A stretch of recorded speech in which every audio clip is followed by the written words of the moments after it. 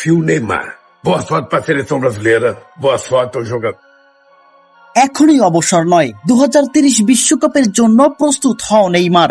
নেইমারের উদ্দেশ্যে এমনটাই বললেন ব্রাজিলের প্রধানমন্ত্রী লুলা দা সিলভা। এক ভিডিও বার্তায় নেইমারকে অবসর ভেঙে জাতীয় দলে ফেরার অনুরোধ করলেন তিনি। বিশ্বকাপ থেকে বিদায়, মাঠে অঝরে কান্নায় ভেঙে পড়লেন নেইমার জুনিয়র। আর এই কঠিন মুহূর্তে তার পাশে দাঁড়িয়েছেন ব্রাজিলের প্রধানমন্ত্রী লুলা দা সিলভা। ফুটবল বিশ্বের সব তারকা মহাতারকা থেকে শুরু করে ক্রীড়া অঙ্গনের বাইরেও অনেকেই নেইমারকে নিয়ে আবেগে ঝরে পড়েছেন। 2026 ফিফা বিশ্বকাপের শেষ 16তে নরওয়ের কাছে 2-1 গোলে হেরে টুর্নামেন্ট থেকে বিদায় নিয়েছে 5 বারের বিশ্ব চ্যাম্পিয়ন ব্রাজিল। শেষ বাঁশি বাজতেই মাঠে ভেঙে পড়ে নেইমার জুনিয়র। তার চোখের জল মুহূর্তেই ছড়িয়ে পড়ে সামাজিক যোগাযোগ মাধ্যমে এবং কোটি কোটি ফুটবল প্রেমীর হৃদয়ে ছুঁয়ে যায়। ম্যাচ শেষে নেইমার বলেন, আমি বারবার চেষ্টা করেছি।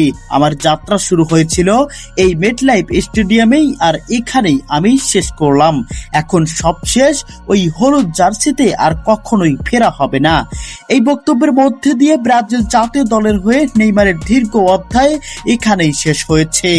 নেইমারের অবসরের পর তোলপাড় পুরো ফুটবল বিশ্ব। বড় বড় ফুটবলার থেকে শুরু করে ক্রীড়া অঙ্গনের সবাইকেই দেখা গেছে নেইমারের প্রতি সদয় হতে। তবে এবার ব্রাজিলের প্রধানমন্ত্রীর কাছ থেকে এক ভিন্ন ধরনের বার্তা শোনা গেল। অবসর নয়, জাতীয় দলের হয়ে আরো 4 বছর দেখতে চায় নেইমারকে। ব্রাজিলের প্রধানমন্ত্রী লুলা দা সিলভা বলেন, এখনই অবসর নয়।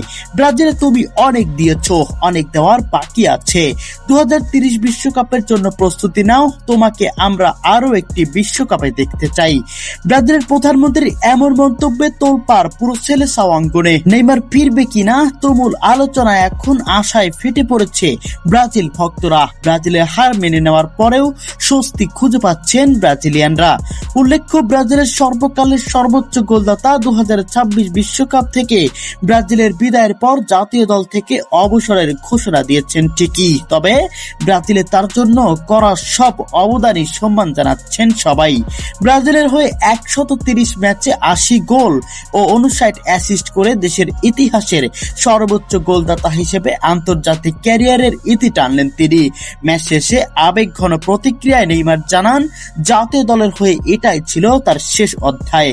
প্রিয় দর্শক, আপনাদের কাছে কি মনে হয়, ব্রাজিলের প্রধানমন্ত্রী লুলা দা সিলভার কথা মতো কি নেইমার জুনিয়র আবারও ওই হলুদ জার্সিতে ফিরবে, আবারও ব্রাজিলের সাম্বা ড্যান্সে মুগ্ধ করবে ফুটবল ভক্তদের? কমেন্ট বক্সে অবশ্যই জানিয়ে যাবেন।